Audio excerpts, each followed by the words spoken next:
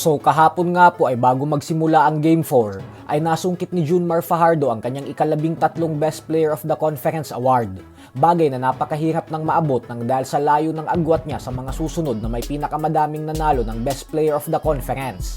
Walang duda po talaga na deserving si Abay na masungkit ang BPC, lalo pat bukod sa double-double averages niya ay nakapasok rin ang kanyang kupunan sa finals. Subalit ang kawawa nga po pagdating sa botohan ng BPC ay walang iba kundi si Calvin Abueva.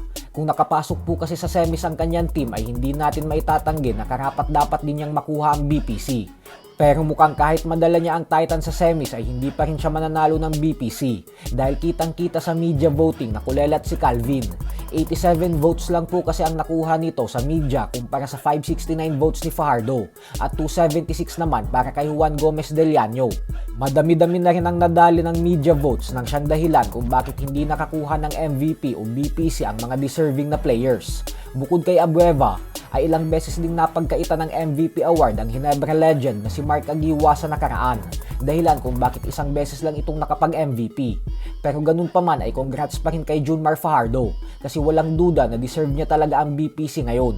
Ang pinag-uusapan lang dito ay kung nakapasok ba sa semis ang Titan ay may magbabago ba sa botohan ng media para kay Abueva, lalo pat nag-average ito ngayong Philippine Cup ng 23.6 points per game, 11.9 rebounds at 3.9 assists.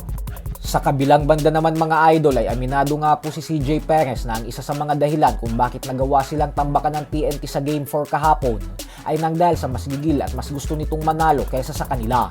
Lalo pat kung matalo ang TNT ay mababaon sila sa 3-1. Ganun pa man ay nangako po si Perez na babawi sila at magbabounce back sa Game 5 bukas. Samantala, matapos nga po ng maalat na performance ni Terence Romeo kahapon sa game ng Zamboanga Valientes, ay agad po itong bumawi sa game nila kanina kontra Sports Club Beirut.